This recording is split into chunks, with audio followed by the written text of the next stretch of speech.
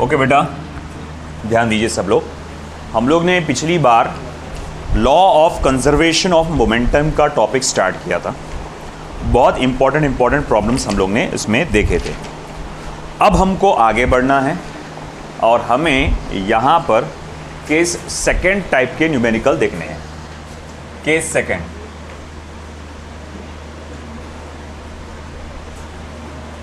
When final momentum when initial momentum of system is 0 or recoiling of a gun or cannon, not cannon। चलिए मैं आपसे एक सवाल करता हूँ। मान लो फॉर एग्जाम्पल तुम एक रियल लाइफ स्नाइपर हो, है ना। चलो ज़रा ध्यान दो, ज़रा ये छिछोरेपन में मत रहो। तुम एक रियल लाइफ स्नाइपर हो। अब तुमको भाई एक पर्टिकुलर मिशन पे जाना है। तुमको मालूम है तुमको एक बहुत लॉन्ग रेंज टारगेट को हिट करना है ना। बहुत लॉन्ग रेंज टारगेट, 1-8 किलोमीटर दूर से तुमको उसको हिट करना है। अब तुम्हारे पास ऑप्शन है कि तुम्हारे पास 2-3 गन्स यहाँ पर डिस्प्ले की गई है। एक गन है जो बहुत ज़्यादा भारी है, इसको ले जाना तुम्हारे लिए बहुत मुश्किल जाएगा, है ना। आपको 2 लोग लगेंगे उसको ऐसे साथ में पकड़ के ले जाने के लिए। और एक गन है जो बहुत ज़्यादा हल्की है, आप इजीली उसको, है ना, एक हाथ से पकड़ के कैरी करके लेके जा सकते हैं। एक मिनट रुक जाओ बेटा, पीछे आप सर को थोड़ा पीछे, हाँ सब लोग अरे तुम थोड़ा पीछे सर, वो लाइन पूरी सर को आगे, पीछे थोड़ा, सॉरी पीछे सर को। हाँ चलो अब्दुल्ला साद पीछे सर को थोड़ा,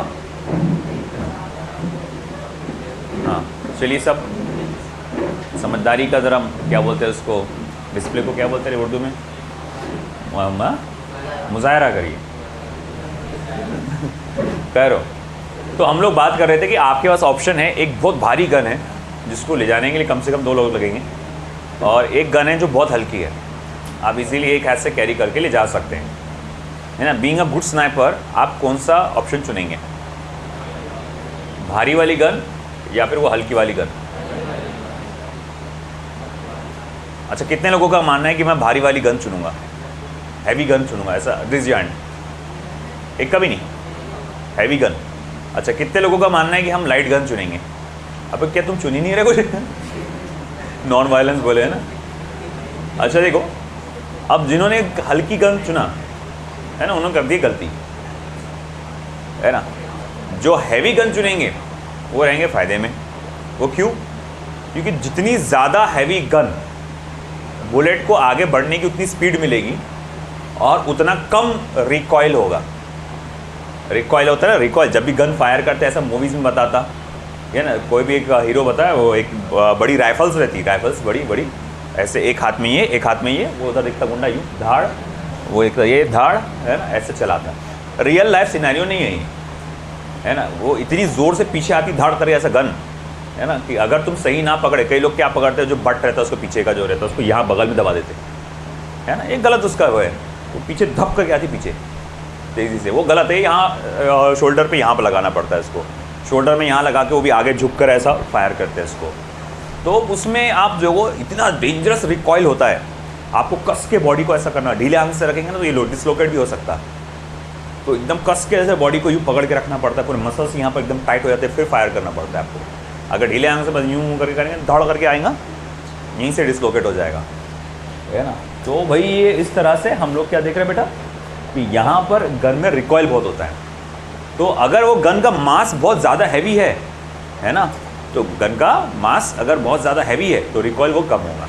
बोले कैसे? तो चलो देखते हैं। ओके, अब यहाँ जैसे हमने कहा कि when initial momentum of the system is 0, है ना, और उसमें हम लोग देख रहे हैं रिकॉइलिंग ऑफ अ गन या फिर कैनन। कैनन किसको बोलते हैं? तोप का जो होता है, तोप में भी रिकॉइल होता ही है ना। आप जैसी फायर करते, तुमने देखा होगा अभी जो आज के ज़माने में जो तोप होती है उसमें रस्सी रहती, दूर से सब खींचते वो धड़ करके और फायर होती धड़ करके, है ना, पीछे घसरे जाती एकदम वो तोप। तो अब ऐसा है कि ठीक है, सबसे पहले मैं बोलूँगा गन फायर करने से पहले गन का मैकेनिज्म कैसा होता है, गन का मैकेनिज्म कैसे होता है। एक बुलेट आप लोड करते हैं, है ना, ये इसी तरह बिल्कुल एक हेड होता है सामने लगा हुआ, गोली होती है जो छोटी सी एक हेड रहता है जिसको एक इस तरह सा एरो का जैसा शेप होता है उसको, है ना, थोड़ा सा एरो जैसा शेप होता है। फिर पीछे होता है शेल, है ना, जिसमें हम लोग कहेंगे बारूद भरा हुआ रहता है। एक यहाँ पर कुछ पटाखे जैसा रहता है यहाँ पे जो फायर इग्निट करता है।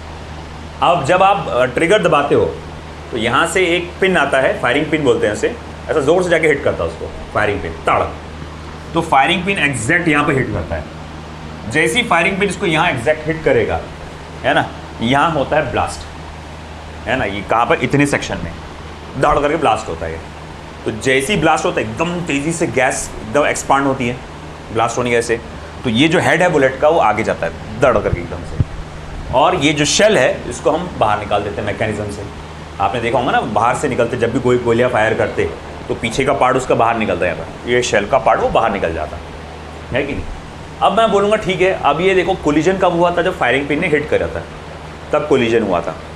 अच्छा एक बात बताओ, फायरिंग पिन से जैसी तुमने ट्रिगर दबाए, फायरिंग पिन हिट करने से पहले क्या बुलेट आगे जा रही थी, बुलेट आगे जा रही थी, क्या गन पीछे जा रही थी? बुलेट और गन दोनों में से कोई भी मोशन में था? कोई नहीं था।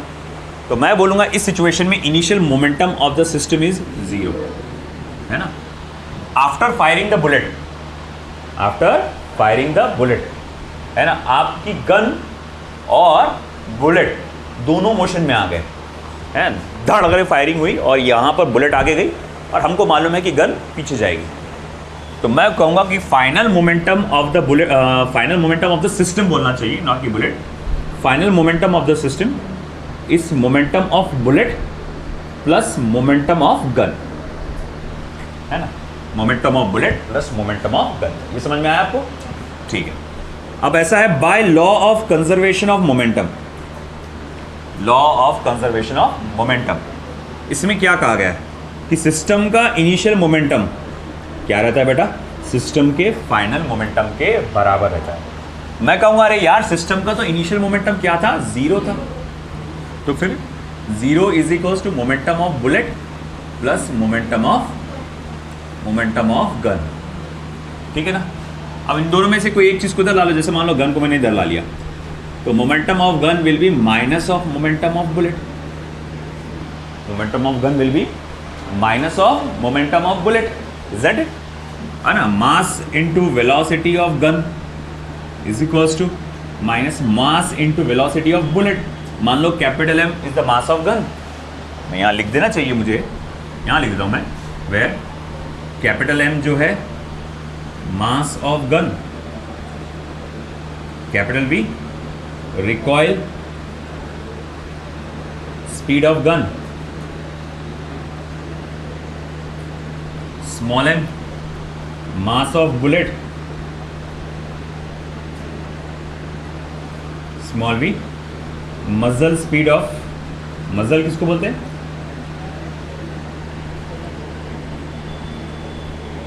मजल स्पीड, मजल वेलोसिटी किसको बोलते हैं। मजल क्या होता, वो गन की जो नली रहती ना जिसमें से आगे जाता, है ना। कभी तुमने देखे होंगे मूवीज में बताता, जो अंदर की नली उसमें कार्विंग्स रहती है ऐसी, तो कैसे बताऊँ, वो 3 डायमेंशनली है वो, तो ऐसे कार्विंग्स दिखेंगे, ऐसे मतलब ऐसे स्पायरल फॉर्म में ऐसा कार्व किया हुआ है। वो क्या करता है, वो कार्विंग आपके बुलेट को ऐसा गोल घूमने पे मजबूर करती है, फिर जब बुलेट बाहर निकलती है तो वो ऐसा रोटेट होते हुए जाती है, एकदम ऐसा यूँ, वो ऐसा रोटेट होते जाती है। उससे क्या होता है, एरोडायनामिक्स इसका बढ़ जाता है, वो इजीली हवा को चीर करके जा सकती है और ज़्यादा दूर तक विदाउट एनी अनस्टेबिलिटी। अगर वो ऐसा जाएगी तो हवा की वजह से वो ऐसा ऊपर इधर उधर डायरेक्शन बदल सकती है, तो वो ऐसा रोटेट होते हुए जाती है ना, ताकि वो बिना डायरेक्शन चेंज किए ज़्यादा से ज़्यादा स्पीड से आसानी से आगे जा सके। क्योंकि ये जो हवा ये वो सब है ना, उसका बहुत इफेक्ट पड़ता फायरिंग पे। ये हवा इधर चल रही, मान लो कि आप इधर फायर करना चाह रहे, बहुत दूर फायर एक टारगेट है, अगर नज़दीक कोई है टारगेट तो मसला नहीं, दूर का टारगेट है तो हवा ऐसी चली तो उससे थोड़ा सा बदल जाएगा डायरेक्शन, और यहाँ का थोड़ा सा बदलना आगे जाके बहुत बड़ा बदलाव आ जाता है उसके अंदर, है ना। पता चला कि तुम उसकी मान लो कि भाई टारगेट के एक पर्टिकुलर सामने सेंटर पे हिट करना चाह रहे तो वो इधर जाके हिट करेगी, है ना, और एक बार पता चल गया कि उधर स्नाइपर है तो सब बम गोले सब उधर ही फेंकते फिर वो लोग, है ना, क्योंकि जो भी रहता एक मिलिट्री में का रहता कि स्नाइपर से एक लोग घबराते, क्योंकि स्नाइपर बहुत दूर छुपा हुआ रहता, पता भी नहीं चलता कहाँ है, और वहाँ जाके वो हिट कर देता, और उसका एक रहता वन बुलेट वन शॉट, है ना, एक सिंगल बुलेट में उसका काम होना चाहिए सामने वाले टारगेट का, उसको बस फायर करके भागना पड़ता है ना। ऐसा नहीं आराम से रुकेगा बैठेगा वहाँ पर 2-3 और देखेगा, एक आध चूक गया तो ठीक है, क्योंकि एक बार पता चल गया कि उधर स्नाइपर है तो जितने भी दुश्मन लोग हैं फिर वो जितना हो सके उसको मारने की कोशिश करते हैं, हेलीकॉप्टर से लगातार फायर करेंगे, वहाँ पर ले जाके फेंकेंगे, जो जो कर सकते करेंगे उसके ऊपर, क्योंकि उसको मालूम है बुलेट मतलब स्नाइपर बोले तो बहुत डेडली हिट रहता है उसका। तो खैर जैसे कि हम बात कर रहे हैं यहाँ पे कि मज़ल उस नली को बोलते हैं, और उसमें उस जब रोटेट होते हुए जाती है बुलेट तो उसकी वेलोसिटी मज़ल वेलोसिटी कहलाती है। अब ऐसा है कि बाहर जब वो जाएगी एटमॉस्फेयर में तो ये बाहर के वातावरण से क्या होता है, बुलेट की स्पीड पे फ़र्क पड़ जाता है, तो इसीलिए हम वो स्पीड्स को इतना नहीं बोलते, हम मज़ल वेलोसिटी बोलते हैं हमेशा। तो ये मज़ल स्पीड ऑफ द गन है। अब इसको देखकर साफ पता चल रहा है कि vector v is equals to -m vector v upon capital vector V m sorry vector v को रखना है इधर मुझे, हाँ ये इसको इधर रखना है कैपिटल M को। अब इससे क्या साबित हो रहा है देखो यहाँ पे, इन मैग्नीट्यूड अगर मैं ये फॉर्मूला लिखूँगा तो मैग्नीट्यूड में ये फॉर्मूला ऐसा लिखा जाएगा mv अपॉन कैपिटल। अब देखो इससे क्या साबित हो रहा कि recoil velocity of the gun is inversely proportional to mass, है ना, recoil velocity of gun is inversely proportional to mass. तुम जितना ज़्यादा मास लोगे, जितना ज़्यादा तुम मास लोगे उतना ज़्यादा क्या रहेगा, वेलोसिटी कम रहेगा, किसका, गन का, रिकॉइल वेलोसिटी ऑफ गन कम रहेगा, है ना। अभी जस्ट मेरे पास एक थी एयर गन अलग रहती है, राइफल अलग रहती है, अरे फायर गन अलग रहती है। फायर गन बोलते तो जो ये मैकेनिज्म से काम कर रही है, एयर गन बोलते तो अपने छर्रे की बंदूक, जिसको अपन एक छर्रे की बंदूक थी मेरे पास बहुत पहले की, अब तो वो बैन हो गई, वो .22 राइफल थी वो। तो अब उसमें जब मैंने लेकर आया था, अब मेरे को नॉलेज था, मैं एनसीसी में था तो मुझे सारी चीज़ों का नॉलेज था, तो मैंने खास तौर से देख कर लाया था कि कौन सी गन ज़्यादा हैवी है। मेरे को लाते वक्त कई लोगों ने क्रिटिसाइज़ किया, अरे इतनी हैवी गन ले लिया है ना, इसमें कहाँ बैलेंस भी नहीं होगा, ऐसी बड़ी राइफल थी मेरे पास, अब तो टूट फूट के सब इधर उधर हो गए। अब उस वक्त जब मैं लिया और मैं जब उसको बोलता, काफ़ी लोगों ने मेरे को क्रिटिसाइज़ किया कि भैया ये गन काफ़ी ज़्यादा भारी है, तूने बहुत ज़्यादा भारी ले लिया। मेरा देखा देखी मेरे कज़िन ने भी लिया, है ना, वो थोड़ी एडवांस, उस पर स्कोप लगा हुआ, ये लगा हुआ, थोड़ा ज़्यादा महंगी, मैंने 6000 की किया तो उसने 13000 की किया था उस वक्त, है ना। तो उसने एकदम देखा देखी मेरा उसने ले लिया। मगर हम लोग जब प्रैक्टिस करते थे वहाँ पर गांव में, बालापुर में, हम लोग ऐसी दूर बॉटल्स रखना, कप्स रखना, है ना, वहाँ पर उसको लेकर प्रैक्टिस करना, तो काफ़ी दूर दूर के टारगेट हम लोग रखते थे। तो मैं अक्सर हम लोग देखते थे कि मेरे गन का जो रेंज है ना, वो ज़्यादा था, वो ज़्यादा स्ट्रांगली हिट करता था बुलेट उसको जाके। वहीं वो हालांकि महंगी लाया उसने, स्कोप लगी हुई एकदम एडवांस दिखने में, है ना, दिखने में एकदम बेहतरीन, मगर उसकी इतनी रेंज नहीं आती थी। तो उसने क्या गलती किया उसने, है ना, कि उसने हल्की गन चुन लिया। उससे मसला क्या हो गया देखो यहाँ पर, अगर तुम्हारी गन जो है जिसका मास ज़्यादा है, इसका मास अगर क्या है ज़्यादा है, तो अल्टीमेटली गन का मास क्या, मोमेंटम पूरा का पूरा क्या हो जाएगा, ज़्यादा हो जाएगा।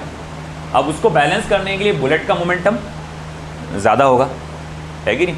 अब उसको बैलेंस करने के लिए बुलेट का मोमेंटम ज़्यादा होगा, बुलेट का मास तुम नहीं बढ़ा सकते ज़्यादा, तो वो बुलेट क्या करती है, अपनी स्पीड बढ़ाकर उसके मोमेंटम को बैलेंस करती है। तो इसीलिए और ये भी फ़ायदा रहता है कि भाई मास हैवी रहने का, कि स्पीड ज़्यादा रहेगी, ज़्यादा रेंज रहेगी। आई बात समझ में, ठीक है। तो ये इस तरह से हम लोग ने देखा कि यहाँ वेलोसिटी जो है आपकी इन्वर्सली प्रोपोर्शनल होती है मास का, और कितना फ़र्क पड़ जाता है इसमें, ठीक है। अब इस पर बहुत सारे आपको मिलेंगे, कई सारे एग्जांपल्स आते हैं जिसमें पूछता है रिकॉइल वेलोसिटी ऑफ गन पूछता है, कभी रिकॉइल वेलोसिटी ऑफ गन देकर बुलेट का स्पीड पूछ लेता है, या दोनों की स्पीड देखकर किसी बुलेट का या गन का मास पूछ लेता है किसी एग्जाम्पल में, है ना। ये सारी चीज़ें हमारे को देखना है, इसमें एग्जाम्पल देखेंगे। चलो आप लिखो जब तक कि मैं एग्जाम्पल लिखता हूँ।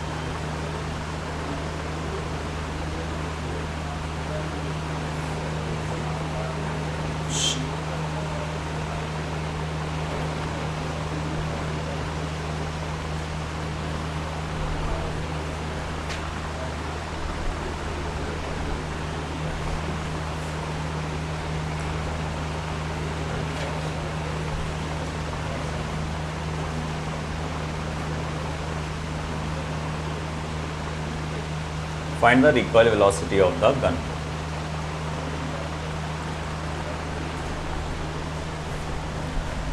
एक सिंपल सा क्वेश्चन आया है, अ बुलेट ऑफ मास 50 ग्राम, एक बुलेट है जिसका मास आपको दिया गया है 50 gram. The mass of bullet is 50 grams, यानी 50 into 10⁻³ kilograms. Okay, is fired with a speed of 200 metre per second. Is fired with a speed of 200 metre per second. ठीक है, from a gun of mass 2 kilogram. Gun का mass कितना दिया गया है आपको? 2 kilogram. आपको recoil velocity of the gun निकालना है। हम जानते हैं कि momentum of the gun in magnitude is equals to recoil momentum of bullet. तो recoil velocity of gun is equals to small v upon capital M। तो small m क्या है बेटा आपका? 50 इंटू 10⁻³ वेलोसिटी कितनी है आपकी? 200। और इसके बाद आपका मास ऑफ द गन कितना है? 2। 2 1s are 200s are। यहाँ 1 2 3 0 ये 10⁻³ से मल्टीप्लाई होंगे, आंसर रहेगा 5 मीटर पर सेकेंड। 5 मीटर प्रति सेकेंड की रफ्तार से ये रिकॉइल होगा गन का। आया समझ? और अगर किसी ऑप्शन में माइनस करके दिया हुआ -5 दिया है तो वो ज़्यादा करेक्ट आंसर है ना। माइनस इसलिए क्योंकि वो इंडिकेट कर रहा है कि वो ऑपोजिट डायरेक्शन में है, बुलेट के ऑपोजिट है। तो ये बुलेट की वेलोसिटी को तुमको ऑफकोर्स प्लस में दिया होगा, है ना। जैसे ये बुलेट की स्पीड क्या बोला? 200 मीटर पर सेकेंड। और अगर आंसर माइनस में ही आना चाहिए, अगर वेक्टर फॉर्म में देखा जाए तो माइनस में आता है वो आंसर, है ना। तो वो इंडिकेट करता है कि गन की रिकॉइल स्पीड जो है बुलेट की रिकॉइल स्पीड से कैसी है, रिकॉइल स्पीड के ऑपोजिट है। बुलेट की रिकॉइल नहीं बोलना चाहिए, बुलेट की स्पीड से ऑपोजिट है। रिकॉइल तो सिर्फ गन का होता है।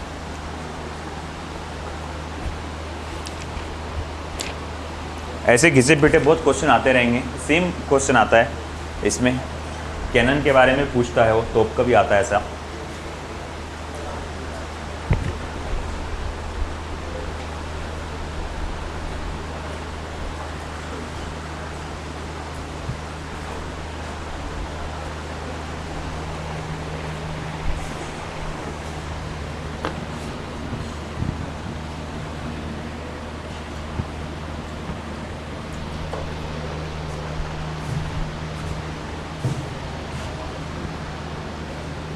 चलिए,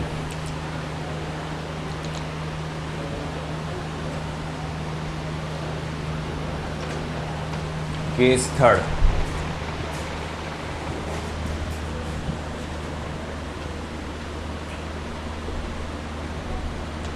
when final momentum of system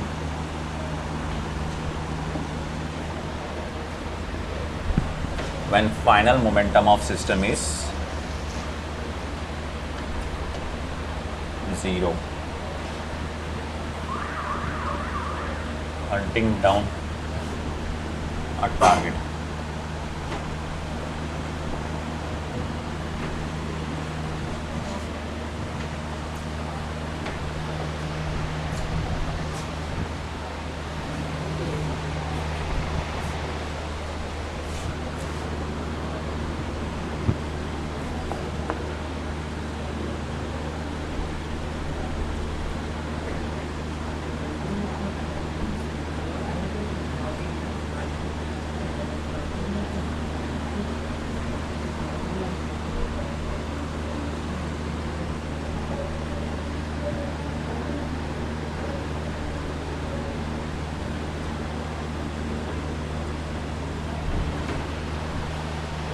पिछली बार शहर बनाने की मैंने कोशिश किया था, वो चूहा बन गया था, तो इसीलिए रहने दो।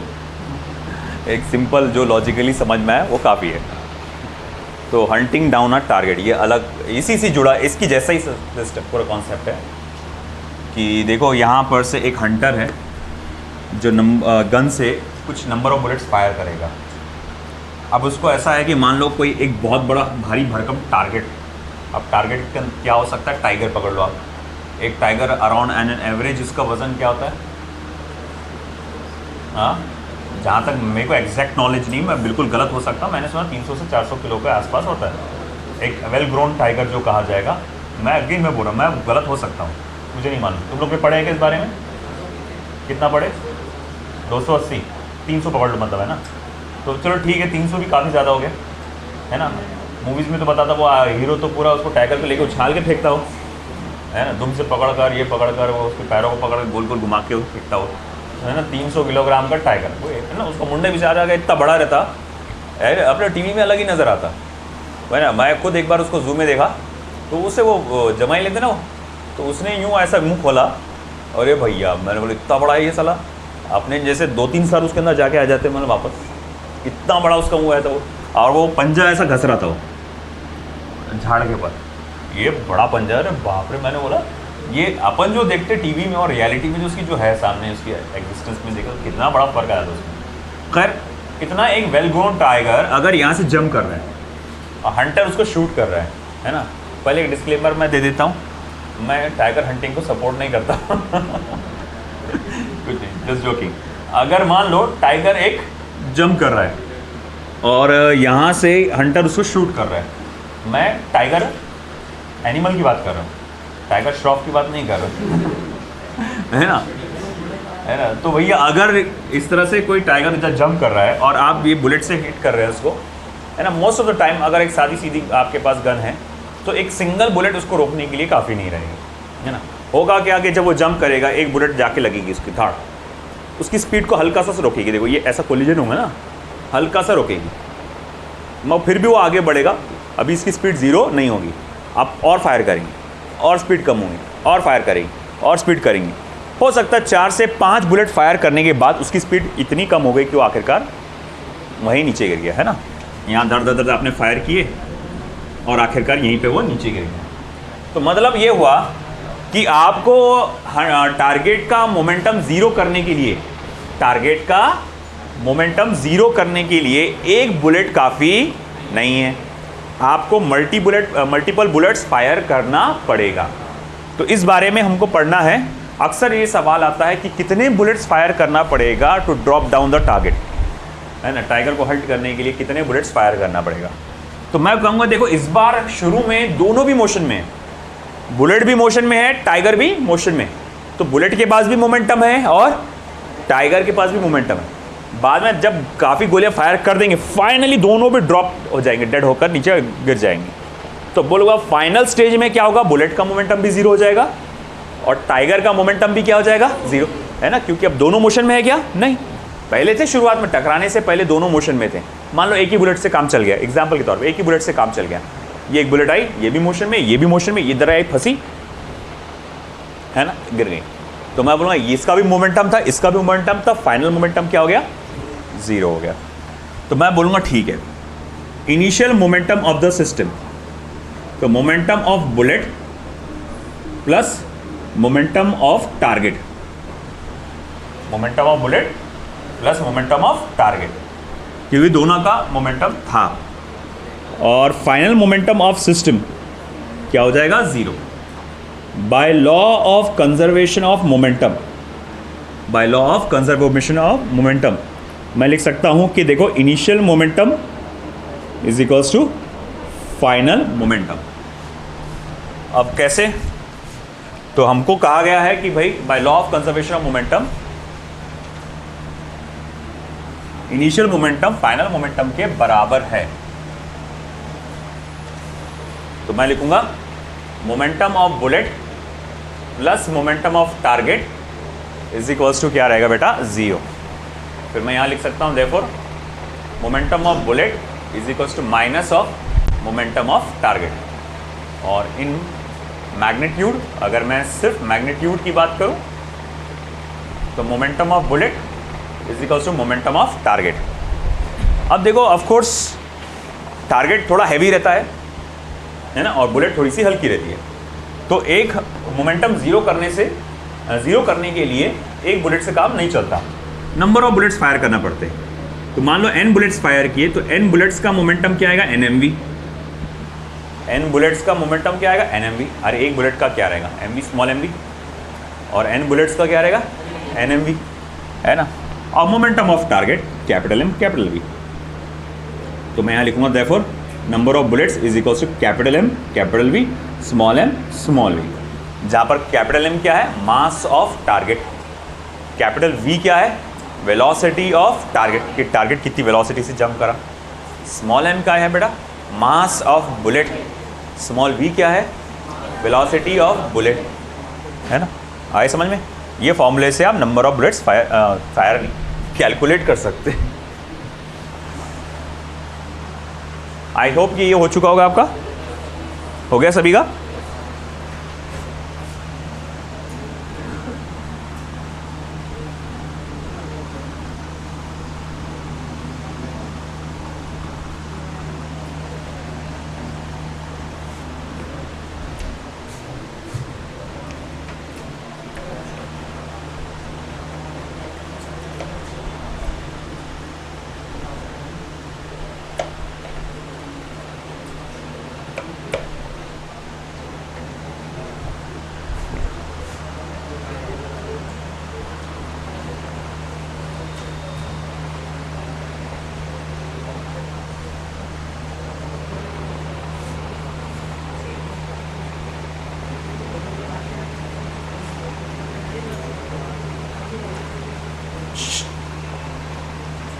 A hunter has a machine gun.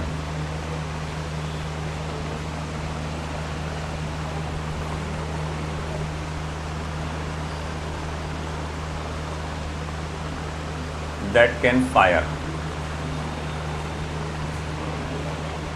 50-gram bullets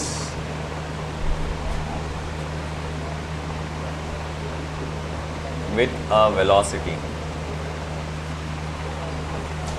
of 150 meter per second. Full stop. A 60 kilogram tiger springs at him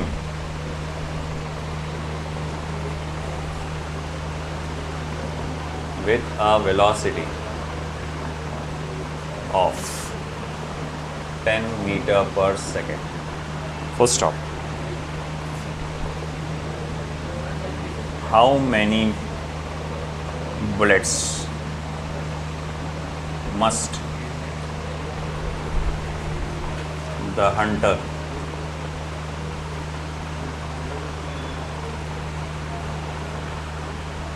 fire per second into the tiger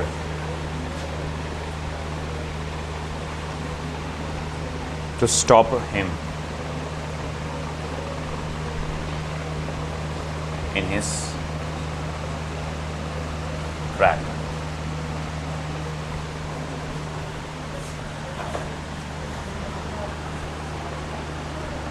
A hunter has a machine gun that can fire 50-gram bullets.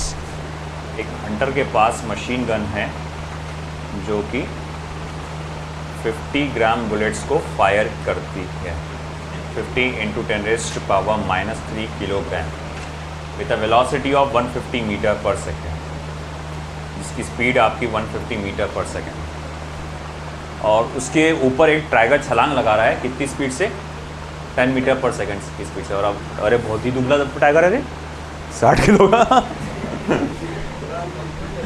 है ना, 60 kilo का tiger उस पर छलांग लगा रहा है।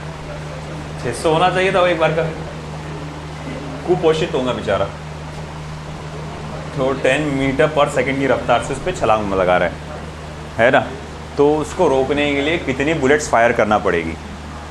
तो number of bullets fired, momentum of tiger upon momentum of 1 bullet, है ना, momentum of tiger upon momentum of 1 bullet. Mass 60, ये 10, 50 इंटू 10 रेज़्ड टू पावर -3, और ये हो जाएगा 150। ओके, अब इसको देखो क्या कर सकते हैं अपन। अगर ये 2 ज़ीरोस को दूँ मैं तो ये खा जाएगा, ये हो जाएगा फिर 60 into 10 upon 5 into 15 into 10 raised to power -1, 15 one ज़ा 15 फोर ज़ा 5 वन ज़ा 5 टू ज़ा 2 4 ज़ा 8 और 10 का पावर -1 ऊपर जाएगा तो n इज इक्वल्स टू क्या हो जाएगा 80 बुलेट्स फायर करना पड़ेंगे भैया, है ना। 80 बुलेट्स फायर करना पड़ेंगे तब जाके वो टाइगर जगह पे रुकेगा। 60 किलो के टाइगर को मारने के लिए देखो,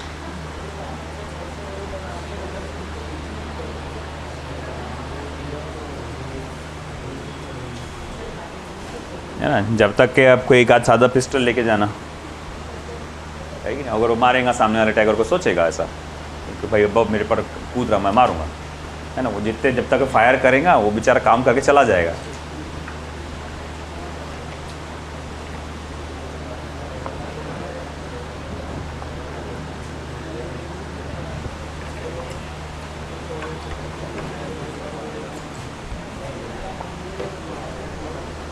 चलिए हुआ है।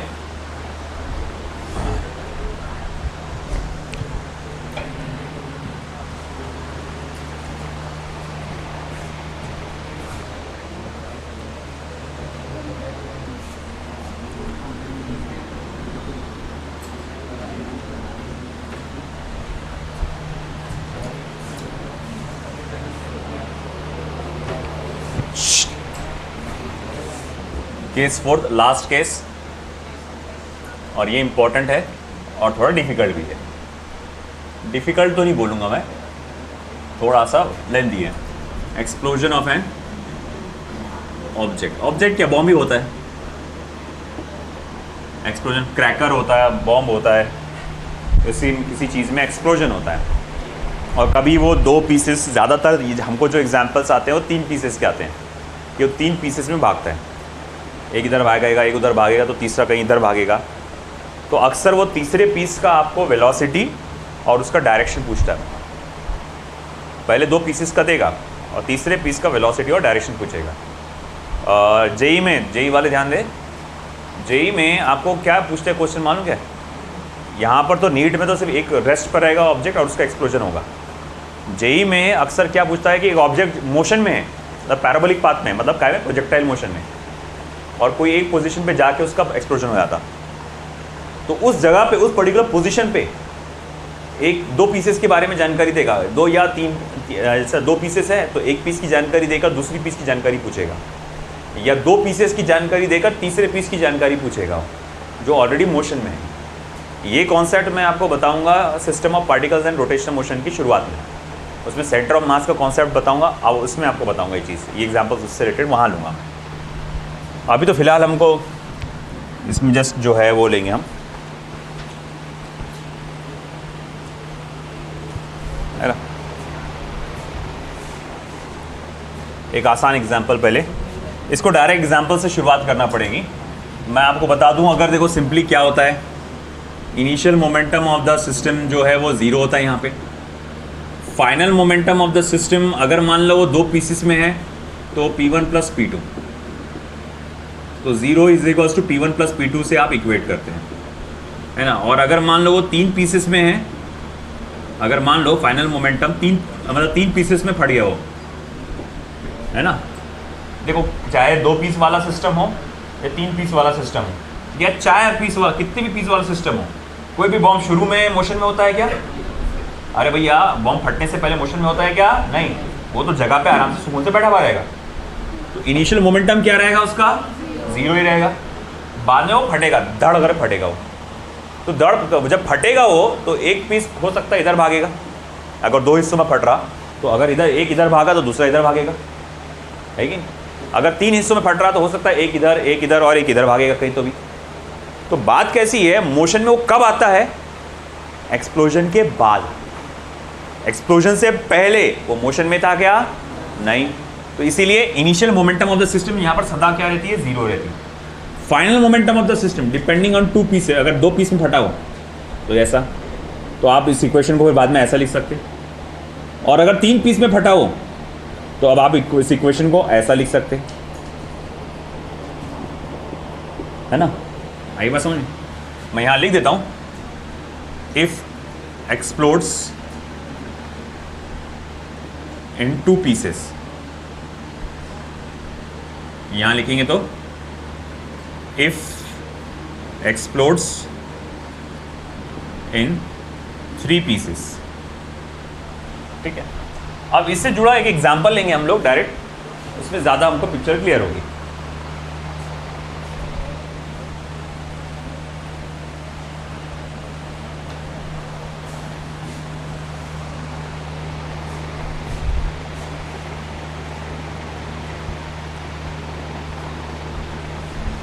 A bomb of mass 4m explodes into 2 parts of mass ratio 1:3. Full stop. If the kinetic energy of smaller fragments is K,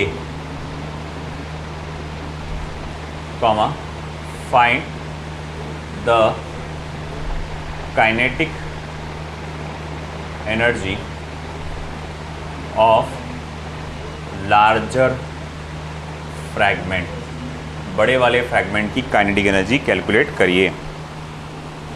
तो देखो उसने क्या बोला हुआ है, एक बॉम्ब है जिसका कुल मिला के मास 4m है और वो 2 हिस्सों में फटा। एक का मास, उसका मासेस का जो रेशियो है 1:3 दिया हुआ है।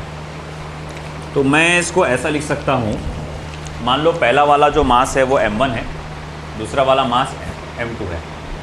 गौर से देखिए आप, अगर पहला वाला मास m1 है और दूसरा वाला मास m2 है तो आप इसको लिख सकते हैं 1:3, है ना। m1/m2 is 1/3। इसका मतलब क्या हुआ कि m2 is equals to 3 times of m1। m2 कितना है बेटा, 3 टाइम्स ऑफ m1 है। और अगर m1 की वैल्यू m है तो m2 की वैल्यू क्या आएगी बेटा, 3m।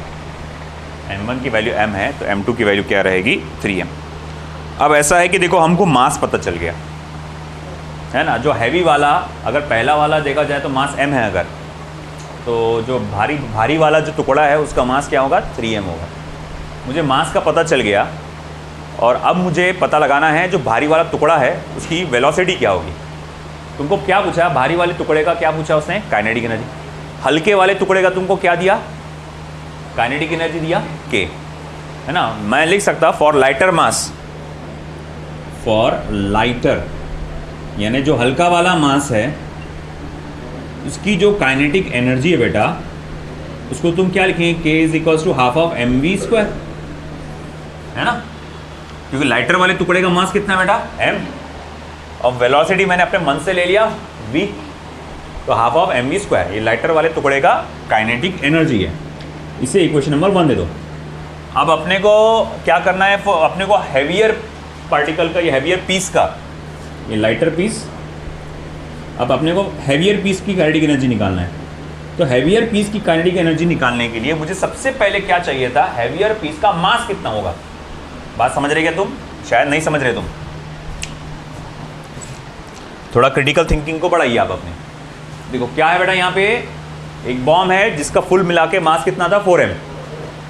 अब हुआ क्या, यहाँ पे ये 2 हिस्सों में फटा। एक टुकड़े का मास मान लो m1, दूसरे टुकड़े का मास m2। इसमें से हल्का कौन सा है, m1 वाला, है ना। तो m1/m2 क्या बोला है, 1/3। तो मैं यहाँ 3 को इधर लूँगा, m2 को इधर लूँगा, तो m2 equals to 3 times of m1। मतलब m2 यानी दूसरा जो टुकड़ा है पहले वाले टुकड़े से 3 गुना ज़्यादा भारी है। तो अगर मैं m1 को m डालूँ तो m2 को क्या लिख सकता हूँ, 3m। ठीक है, चलो पता चल गया। अब मैं कहूँगा कि फॉर लाइटर पीस, लाइटर जो हल्का वाला टुकड़ा है उसका काइनेटिक एनर्जी क्या आएगा। काइनेटिक एनर्जी का बेसिक फार्मूला क्या है, हाफ ऑफ mv²। तो हाफ आ गया। हल्के वाले पीस का मास क्या है, m है। उसकी वेलोसिटी अपने को मालूम नहीं, दिया नहीं है क्वेश्चन में, अपन ने अपने मन से क्या ले लिए, v ले लिए, तो half of m v square ये काइनेटिक एनर्जी होगी हल्के वाले पीस की। अब मुझे क्या करना है, अब भारी वाले पीस का काइनेटिक एनर्जी निकालना है। तो उसके लिए क्या चाहिए, भारी वाले पीस का मास, वो तो मिल गया 3m है, और भारी वाले पीस की वेलोसिटी, है ना। अब जैसे ही तुमने वेलोसिटी देखो, तुम दिमाग की थोड़ी वो, अभी तो तुमको मालूम है कि तुम law of conservation of momentum के प्रॉब्लम सॉल्व कर रहे, मगर नीट में तो तुमको पहचानना पड़ेगा कि ये क्वेश्चन में law of conservation of momentum लगेगा। वो कैसे पहचानेंगे, तो तुमने क्या देखे, यहाँ एक्सप्लोजन हुआ। जब भी कोई चीज़ आपस में टकराती है या किसी चीज़ का एक्सप्लोजन होता है, जब भी कोई चीज़ आपस में टकराती है या किसी चीज़ का एक्सप्लोजन होता है, वहाँ पर आप यकीनन law of conservation of momentum लगा सकते हैं। तो पहला प्रोसेस वही करेंगे आप, क्या लगाएंगे, law of conservation of momentum. आप बोलेंगे सर मेरे को वेलोसिटी चाहिए भारी वाले पीस की, कोई बात नहीं, law of conservation of momentum लगाओ, उससे मिल जाएगा। बोले सर कैसे मिलेगा, लगा के तो देखो तुम। चलो देखते हैं लगा के, है ना। तो मैं यहाँ देखूंगा by law of conservation of momentum, initial momentum of the system is equal to final momentum of the system. Okay ठीक है, initial momentum of the system क्या है, 0। Final momentum of the system vector p1 plus vector p2। 0 is equal to m1 vector v1 plus m2 vector v2। Okay बेटा, अब अपने को क्या निकालना है, भारी वाला पीस बोले तो दूसरा वाला, उसकी वेलोसिटी निकालना है। तो m2 vector v2 is equal to minus m1 vector v1। और अगर मैं इसका मैग्नीट्यूड लूँ तो m2 v2 is equal to m1 v1। Magnitude लिया तो m2 v2 is equal to m1 v1। अब देख m2 की वैल्यू कितनी है बेटा, 3m। v2 तो अपने को निकालना है, m1 कितना है बेटा, m, और v को बने v1 को क्या बोला मैंने, v। m और m हुआ कैंसल, तो v2 कितना हुआ बेटा, v/3। मेरे पास ये आया v2 की वैल्यू, और इक्वेशन नंबर 2 का डालूंगा मैं ऐसे, ये आ गई मेरे पास v2 की वैल्यू आ गई, वो कितनी आ गई, v/3। अब आई बारी आपको, चलो v2 तो मिल गया, अब आपको निकालना क्या है, हैवी वाले पार्टिकल की काइनेटिक एनर्जी। तो भाई दूसरे वाले पार्टिकल की काइनेटिक एनर्जी निकालने के लिए हाफ ऑफ m2 v2 का स्क्वायर, है ना। अब मुझे एक बात बता, m2 कितना बता, 3m है, तो हाफ ऑफ 3m, v2 कितना बेटा, v/3, उसका स्क्वायर क्या होगा बेटा, v²/9। 3 1 जा 3 3 जा, है ना, 3 3 जा, ये 1/3 को अलग कर डालो, ये m रह जाएगा, ये v² रह जाएगा।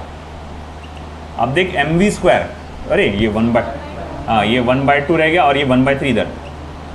हाफ ऑफ mv² क्या है बेटा, ये हाफ ऑफ mv² क्या है, वो तो देख इक्वेशन नंबर 1 को, वो क्या है, k है, तो इसकी जगह तू k डाल सकता है ना पूरे इसकी जगह।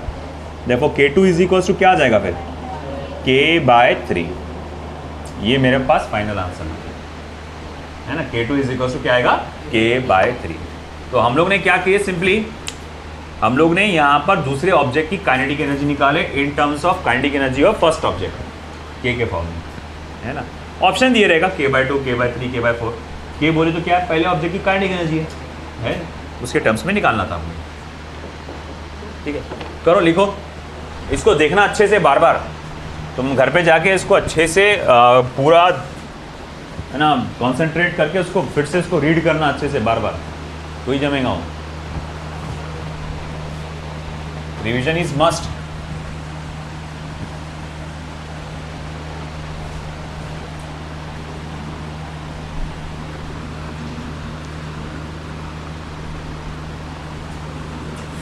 ग्रुप पे मॉड्यूल डाल दिया ना मैंने,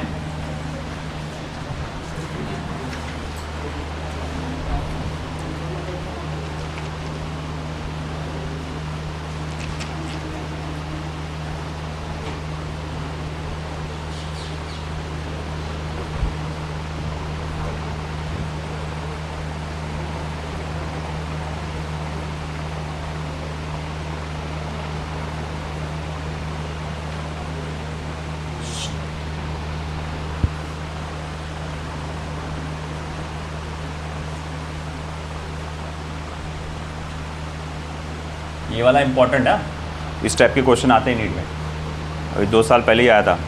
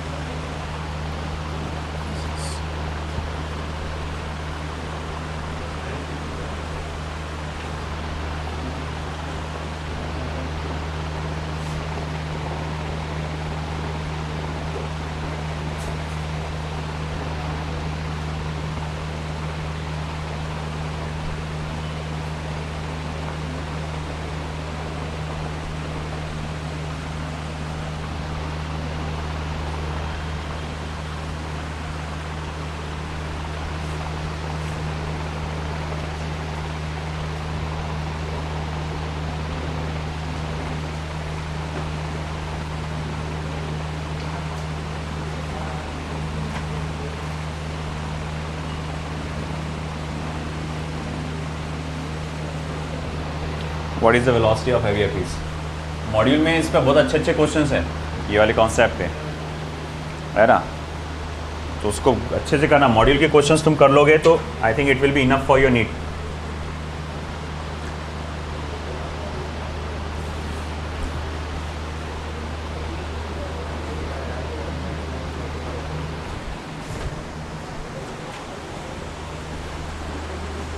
A bomb of mass 5m initially at rest explodes into and breaks into 3 pieces of equal mass। एक मिनट, कुछ लाइन ऐसे चलेगी, 3 pieces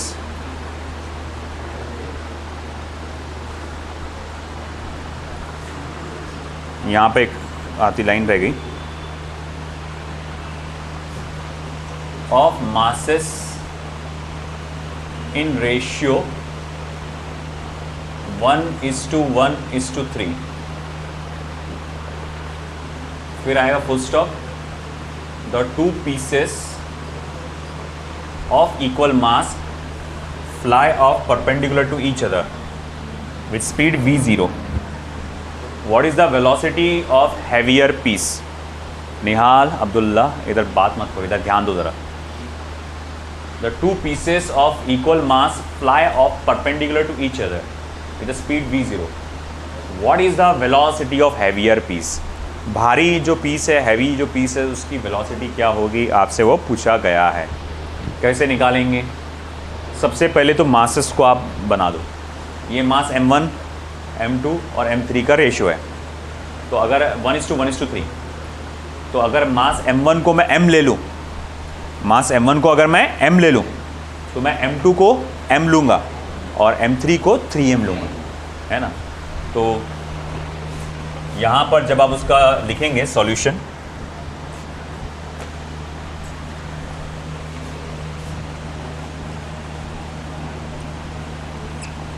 आप लिखेंगे सिंस m1:2 m2:m3 इस 1:1:3, तो m1 अगर m है, m2 अगर m है, m3 जो है वो होगा थ्राइस m, ये होगा थ्राइस m। अब इसमें जो 2 पीसेस है, द 2 पीसेस ऑफ इक्वल मास, मतलब ये m1 और m2 की बात चल रही है, वो परपेंडिकुलर भागते हैं with to each other with a velocity of with a speed of v0। Perpendicular मतलब अगर एक x एक्सिस पे भागा तो दूसरा y एक्सिस पे भागेगा।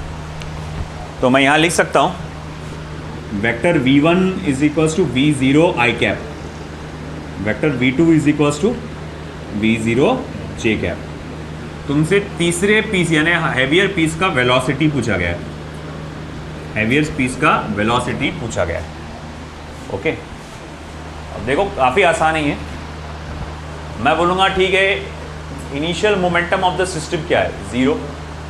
Final momentum of the system क्या है, vector p1 vector p2 vector p3, यानी कि m1 vector v1 plus m2 vector v2 plus m3 vector v3, ये final momentum of the system है।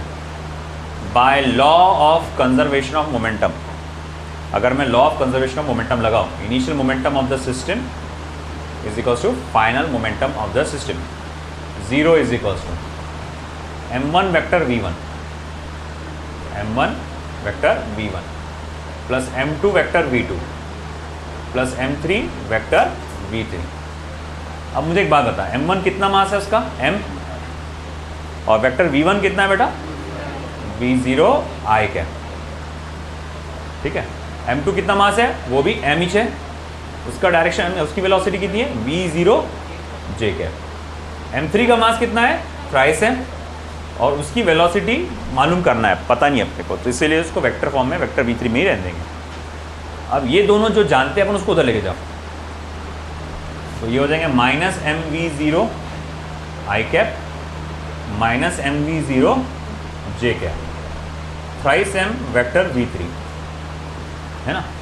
अब देखो यहाँ से m कॉमन निकलेगा और ये कैंसिल हो जाएगा, बचेगा क्या बेटा सिर्फ minus v zero i cap minus v zero j cap is equals to vector v3. आप चाहे तो v0 को कॉमन निकाल सकते हैं बाहर. देखो vector v3 is equals to, मैंने माइनस v0 को कॉमन निकाला, ब्रैकेट में क्या रह जाएगा i cap plus j cap है ना. ये वेक्टर फॉर्म में आ गया. एक चीज़ रह गई, ये 3 को उधर ले जाना पड़ेगा आपको. एक मिनट ना, मल्टीप्लाई बाय 3 यहाँ ले जाता हूँ मैं, तो ये 3 को उधर लेके गया, ये आ गया.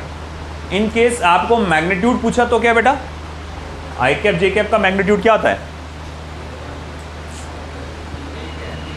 क्या अगर तुम्हारे पास vector x is equals to i cap plus j cap दिया हुआ है, इसका मैग्नीट्यूड क्या आएगा, under root of i cap के साथ क्या कोएफिशिएंट है, जे कैप के साथ क्या है 1 √2. आई का जे का मैग्नीट्यूड बोले तो के, वाह वाह वाह भाई, तो सिंपली इस पे मैग्नीट्यूड आ जाता है √2. तो v3 is equals to √2 v0 upon 3. ये है आपका आंसर फाइनल. ये स्पीड हो गया. एक्चुअली इससे सिर्फ वेलोसिटी पूछा था, वेलोसिटी बोले तो सिर्फ यहीं तक के था पूछा हुआ उसने, मगर स्पीड पूछ लिया तो अपने को मैग्नीट्यूड भी निकालना पड़ेगा उसका.